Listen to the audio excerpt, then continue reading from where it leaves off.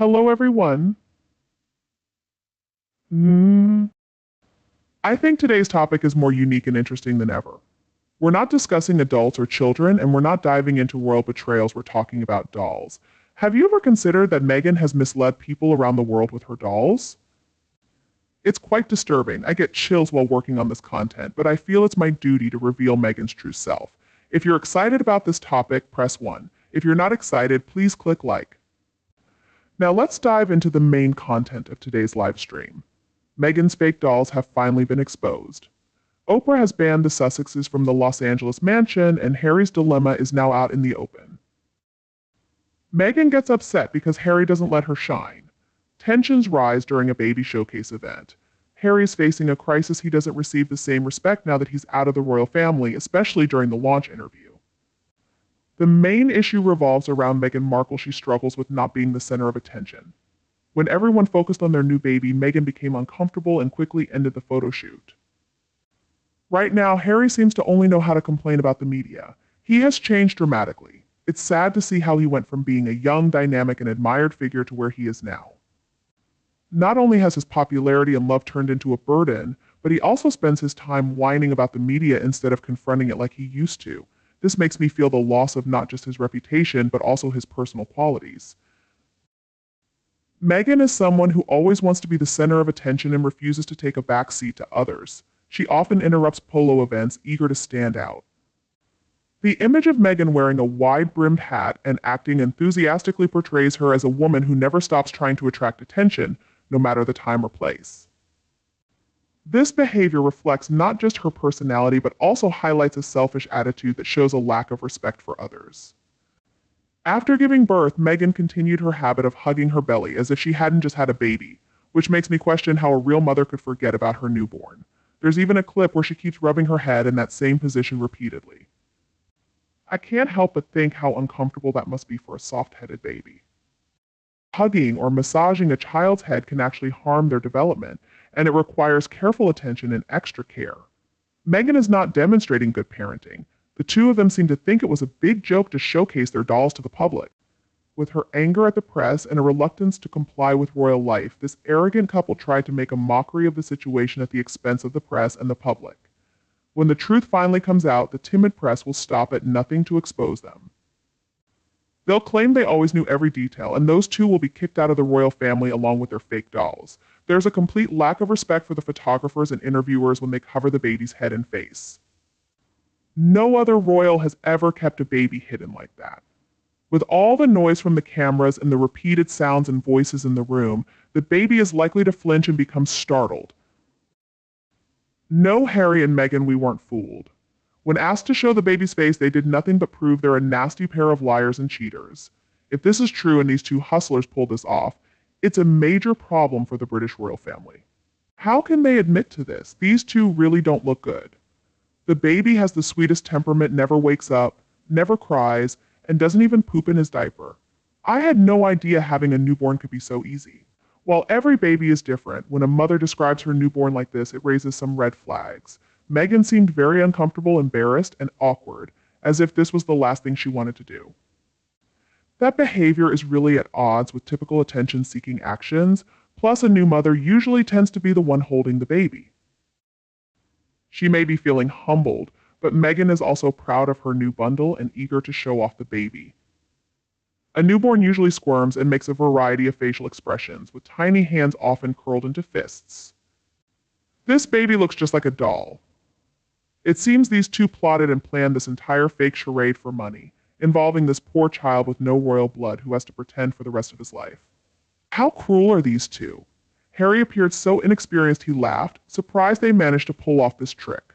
Unlike Prince George's presentation, this baby doesn't move at all. Baby George wiggled his fingers and reacted to the noise and flashing lights. This fake doll is completely frozen. I can't listen to him, I have to mute it. I skip ahead, pause, or leave the room, anything to avoid hearing his voice. Certain sounds just get to me, and some people's voices really bother me. Voice is born on May 6th. This press call happens on the 8th, but Harry claims a lot has changed in just 2 weeks. This raises a serious question that needs an answer now. Those poor children are suffering because of these two's need for attention. You'll see the baby at the polo match, but the doll's legs never move for 3 hours. Meghan's doll didn't need a drink, even in the hot weather. She held the baby for over 3 hours with hardly any movement of its head, arms, or legs. No cousins were allowed to touch, and the right hand never moved. When you zoom in, it looks plastic or like a prosthetic. Meghan thinks she can fool everyone. She seems too immature in this little video of theirs. Watching it feels like seeing two people petting a small animal they don't care about, showing it off briefly. They both looked uncomfortable and laughed, like friends who were foolish enough to believe it was a real baby. There was absolutely no movement or expression from either Meghan or Harry, especially with a newborn. Normally, when you have your first baby, you hold them like they're the most precious thing in the world. That's how typical new parents act. But when you see Meghan with Archie, who is supposed to be 6 months old or older, it's clear she hasn't held him much since he was born. As a mother, I can tell you that I hug my child in any situation. But Meghan is always seen holding this poor baby doll like it's a bag of dirty potatoes. She comes off as so fake and foolish. Maybe that's why she believes she can fool everyone, which is just absurd. If there's nothing to hide, then why do they keep their children hidden? No one ever sees them taking the kids for school shopping or even enjoying ice cream together.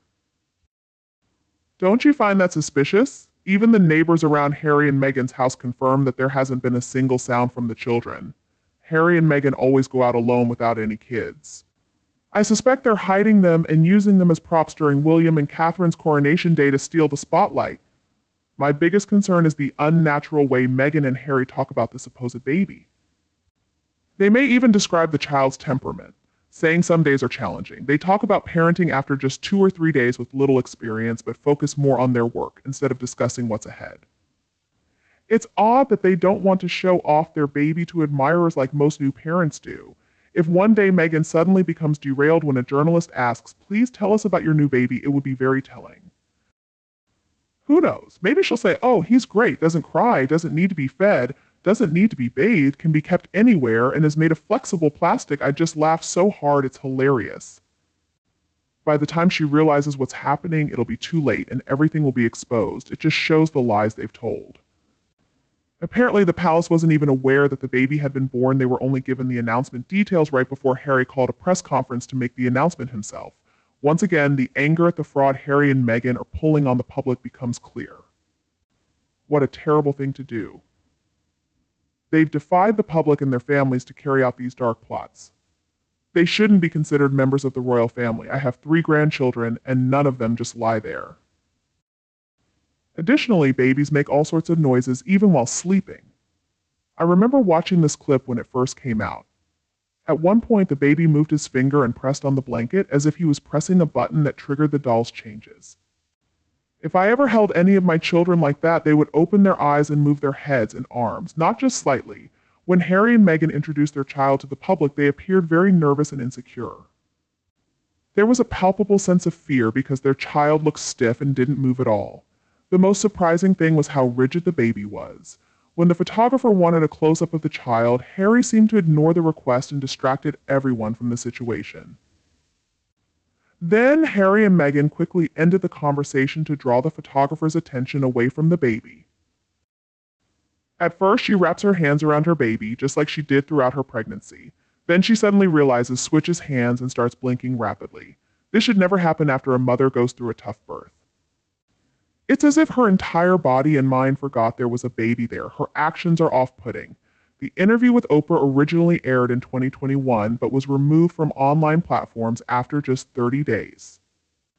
The decision to limit its availability was officially explained as a way to present it as a unique live event on major networks like CBS and ITV, rather than making it available on streaming services. The reasons for this choice seem to revolve around financial concerns and the potential impact on Oprah's credibility, despite the possibility of significant revenue from streaming rights. Additionally, the interview addresses the internal dynamics within the British royal family and the public's reactions, suggesting that these factors played a role in how the interview was received and managed afterward. The overall implication is that the decision to pull the interview might have been a strategic move to protect Oprah's professional integrity rather than just a financial choice. The interview itself was disappointing. Oprah didn't ask any tough questions, probably because she wasn't allowed to. I think this move damaged her career. Winfrey jumped in on bashing the British royal family and made racist comments about the Commonwealth, which is something that can't be forgotten. That will be a part of her legacy. In fact, Oprah seemed to enjoy doing the interview and even encouraged Harry and Meghan. She thought it would be a big success and seriously harm the monarchy. Little did she know how popular and loved the royal family truly is. It was a foolish oversight on her part. She should be ashamed of herself, but I doubt she feels that way. She expected to be part of a major scoop, but it ended up falling flat. God save the king. Down with Harry and Walmart Wallace. Oprah was never a journalist, she was an entertainer. Why did anyone expect her to ask interesting or relevant questions? She let them spread lies to the entire world with around 17 documented falsehoods by the end. Oprah didn't like being seen as a charlatan along with them. Whether erased or not, this interview permanently tarnished her reputation and legacy. Millions watched it, recorded it, and saw through Oprah's lack of professionalism as she pandered to this toxic duo. She and the Kells have never recovered from it. Just because Meghan is a drama queen doesn't mean she should be treated like a royal. When the revered late queen watched Oprah's interview, it was reported that she was moved to tears, feeling a deep sense of betrayal from a grandson she loved dearly. Alongside him, his wife voiced grievances that touched the queen deeply. The phrase recollections may vary, which came from the royal response, subtly yet powerfully highlighted the queen's dignified rebuttal. It suggested that there were discrepancies in the account given during the interview, effectively questioning the accuracy of the claims made. This phrase has lingered as a poignant reminder of the interview, representing a graceful response to accusations perceived as false.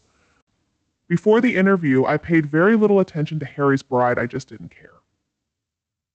I liked Oprah, so I decided to watch it. However, 15 minutes into Meghan's Winefest was all I needed to know. I was not a fan. One positive outcome of her behavior is that I have become a big fan of William, Catherine, King Charles, and Queen Camilla. So thanks, Hank and say K. As for Oprah, I no longer respect or like her. What a terrible excuse for an interview that was. I think that's what happened to many people. There was little initial interest, but now many have come to respect and admire the British royal family. Meghan and Harry's plan backfired spectacularly due to their antics, which has disgusted me on behalf of the royal family. They have behaved and continue to act in a disreputable manner, showing little respect for the late Queen, Prince Philip, and now King Charles and Princess Catherine. They should take a good look at the dictionary, particularly the definition of shame, because they clearly don't understand it. Oprah has been in the media long enough to realize that once something is aired on TV or posted online, it's there forever. We will never forget how Oprah acted. It was as if she thought it was a federal offense to speculate about what someone's baby might look like. Oprah neglected her responsibility as a journalist by failing to verify Meghan's claims. Perhaps that was her reward for being part of the grand wedding event. They all seem to fit together perfectly. Let's face it, dishonesty can come naturally to some. Oprah once told Gayle King that she never meddles in people's affairs, yet her entire career has revolved around exploring others' personal issues. During the interview with Meghan, the moment she reacted to the comment about the baby's skin tone as if it were blatantly racist with that exaggerated shock, it became clear to me that Oprah, much like Meghan, was simply performing. Any respect I had for her was lost at that point. The wedding, which cost millions, felt more like a show where everyone played their part for attention. She didn't want anyone walking her down the aisle because she didn't want to share the spotlight. Only her mother was there, and her husband had never even met her father. That says a lot about her character. Oprah's performance in that embarrassing interview completely ruined her credibility. Even if she tries to remove it, the whole world has already seen it. We all know the kind of person Oprah is now.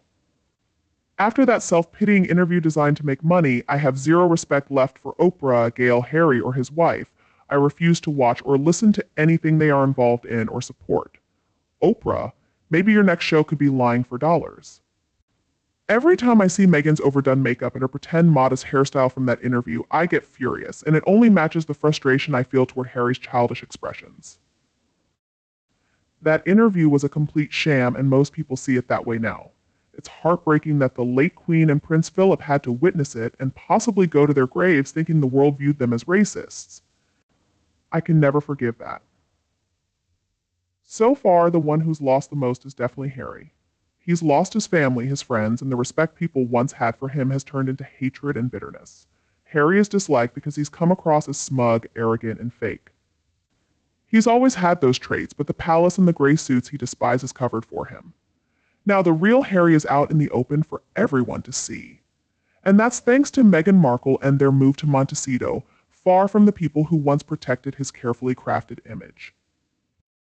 One thing I know for sure is that Meghan and Harry will never be accepted by the British public. Why would they welcome someone who constantly lies and lacks any sense of morals? She has no claim to the throne, and her only connection to royalty is through her marriage to someone who frankly isn't the sharpest. She's just an American, not even a British citizen, which rules her out completely. In the UK, people see her as nothing more than a common opportunist, and the idea of her being accepted is absurd. Maybe one day her fans will realize the truth, but I doubt it. Meghan is clearly desperate, and Harry has nothing left for her to exploit. The royal family has already cut ties with him. Prince William couldn't even trust Harry enough to have a private conversation, knowing it might end up in an American interview. That's why William refuses to talk to him. Just like Catherine, the palace staff arranged things so that she and Prince William never had to cross paths with Meghan and Harry. In fact, Prince William, Catherine, and their children, George, Charlotte, and Louis, never met Archie or Lilibet. Still, the Cambridges and Wales wished Lilibet a happy birthday on their official Instagram pages. I think Meghan crossed a line during the Oprah interview when she falsely accused Catherine of making her cry. I had read articles before the interview that said it was actually Meghan who made Catherine cry at the bridesmaids' fittings. Catherine is the future queen consort of the UK, and Meghan showed poor class by bringing up an old nickname, Waity Katie, that the tabloids gave Catherine during her long wait for William to propose. Harry also went too far when he claimed that his father and brother were trapped in their royal roles and couldn't leave. Harry claimed that his father, the Prince of Wales, was a bad parent, blaming it on his own upbringing by Prince Philip and Queen Elizabeth II. Prince William, on the other hand, is said to resemble his mother, Princess Diana, and is known to be strong and capable of holding a grudge. He is also someone who can seek revenge if necessary. It seems that Harry's role within his own family now resembles that of a household employee, according to sources. Meghan Markle reportedly manages their day-to-day life, including finances and household tasks in Montecito, while Harry has minimal involvement, mostly handling smaller chores like grocery shopping or managing bills. Despite this, sources say Harry is content with this simpler lifestyle, enjoying the distance from the spotlight and glamour he once knew. However, he is said to have regrets about some of his current obligations, particularly his deals with Netflix and Spotify, feeling trapped in his current path with no easy way to change things. I honestly don't care whether Harry is happy or not. He and Meghan have brought misery upon the Queen, Prince Philip, William, Catherine, and the rest of the royal family. Now Harry is stirring up trouble here in the United States. Please take these royal rejects back. We fought to rid ourselves of the monarchy in 1776, and we certainly don't need to pay attention to the likes of them now. Your tampon king can gladly take Harry back, and he should bring his wife along too. What's even worse is that Harry not only caused pain to his grandmother in her final years, but he continued to publicly criticize and undermine her legacy. His actions have created division and discrimination within the family. He betrayed a grandmother who loved him and gave so much for him, and his behavior has upset many who once supported him. Instead of being a thoughtful and compassionate person, Harry has become the subject of public debate for all the wrong reasons.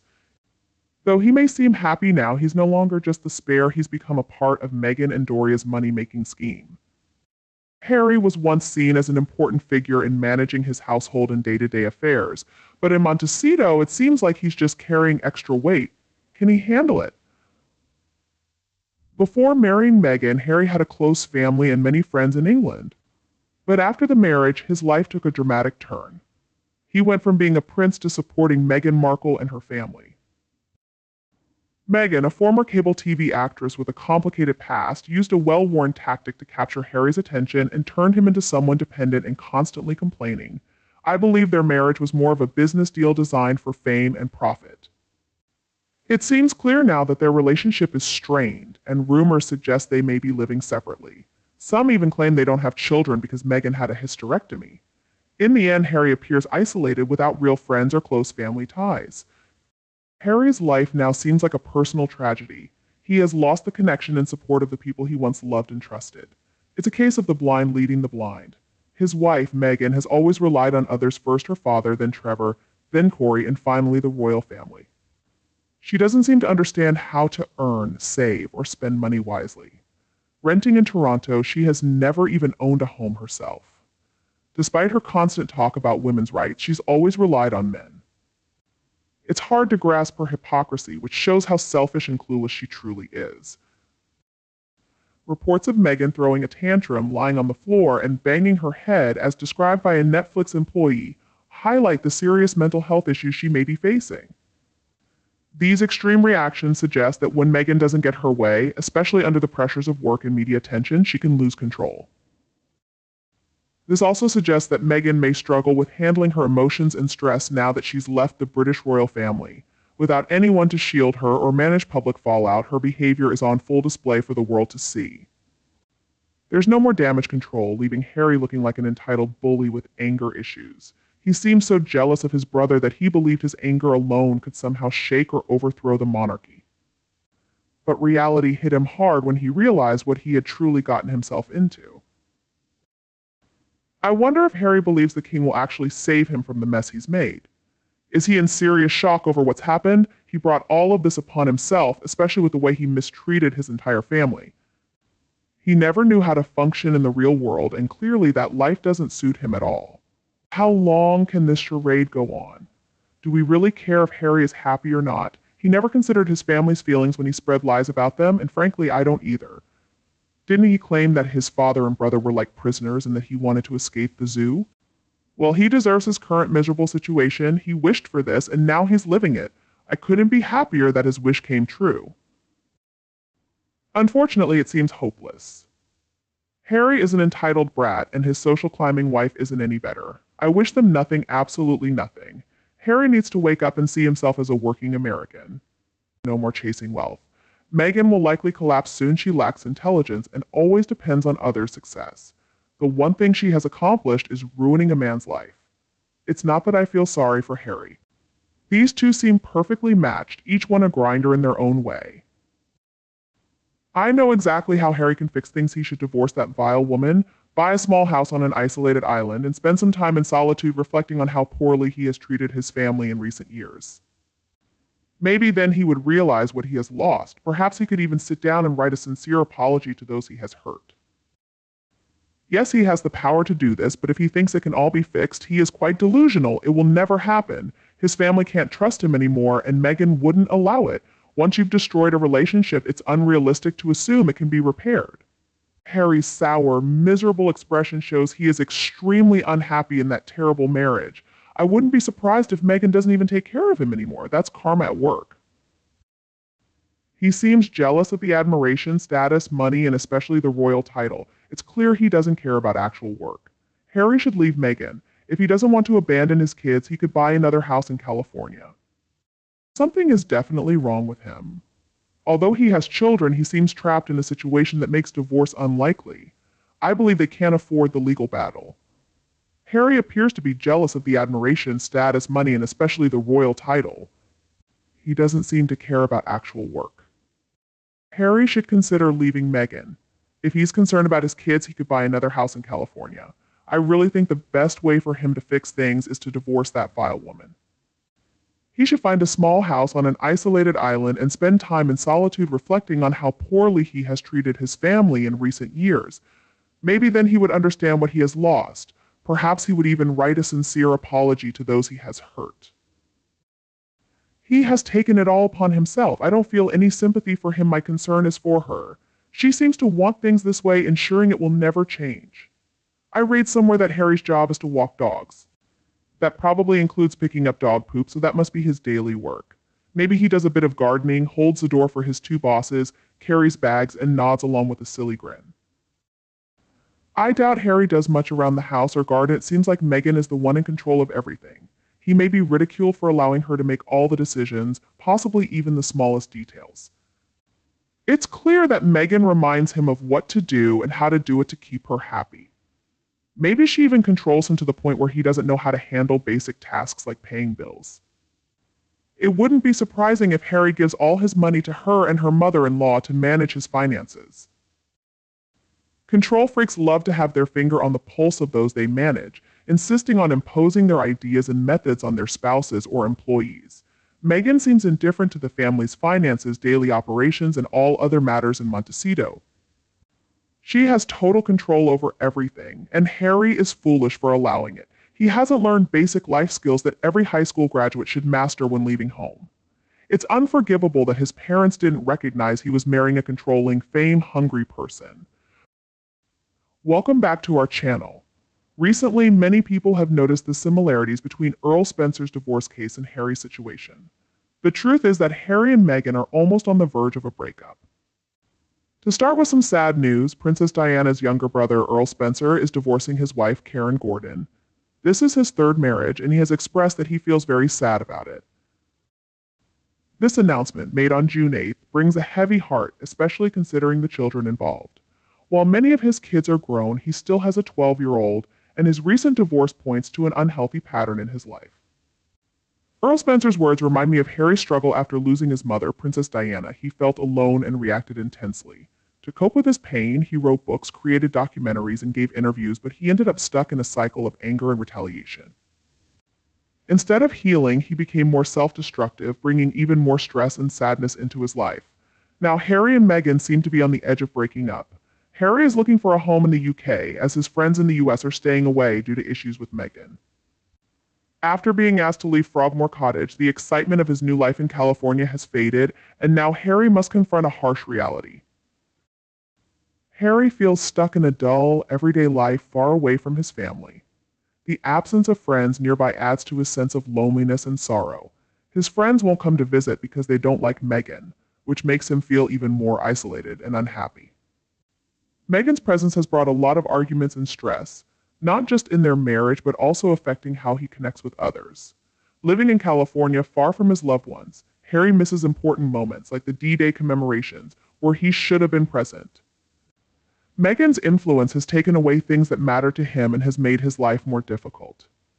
As he faces this loneliness and sadness, Harry's future seems uncertain, with Meghan contributing to the strain on his family and friendships.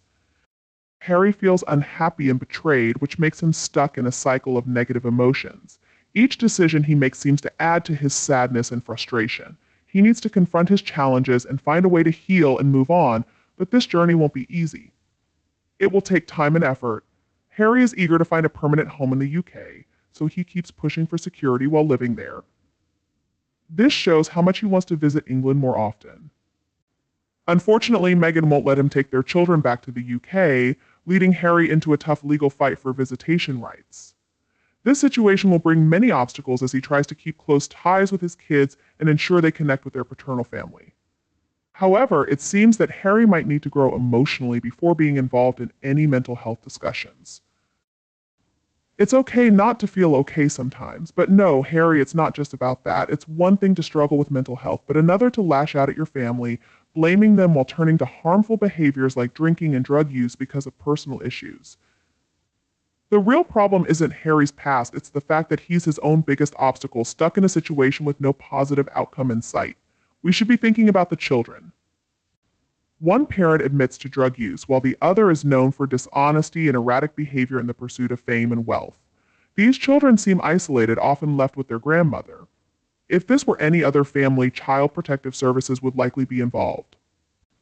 Meghan and Harry need to take responsibility for their actions, especially Meghan. She owes an apology for the hurtful things she said about the Queen and the royal family. Meghan needs to show genuine remorse for her actions, and as for returning to the royal family, it's not about wanting her back as a royal. The truth is, without that connection, they wouldn't have the same influence in California. If they ever went back, they'd have to work hard, doing the toughest and most humbling tasks to make up for their mistakes. But it's not about Meghan alone. Harry is responsible for everything that's happened. He chose to stand by his wife, supporting her lies about his family and country, driven by jealousy. Every step he took was deliberate, and it hurt the legacy of his family from his grandparents to his father, brothers, and even his military comrades and friends. In reality, Harry's actions are far worse than Meghan's. He's the one to blame for his own suffering. He's a grown man responsible for his choices. Despite being given every privilege with the royal family covering for him and excusing his wrongs, he still chose this path. I can't stand Harry because he lied about his military accomplishments. Do you honestly believe anyone would welcome him back after the things he said and written? I wouldn't. He's crossed too many lines. Trust takes years to build and only seconds to destroy. As for Meghan, she'll never divorce him. Without Harry, she's nothing. She might throw him out, but she won't actually end the marriage. Ironically, they'd probably be happier if they did. Harry has turned mean, influenced by someone who seems to bring out the worst in him. He's become more selfish and immature, stuck in a childish mindset. And Meghan is no better. They're both acting foolish and childish, making them a perfect match in the worst way. Harry listened to Meghan's bad advice, and she didn't have good intentions, that's putting it mildly. In reality, Harry was terrified of her, and she would be lost without him.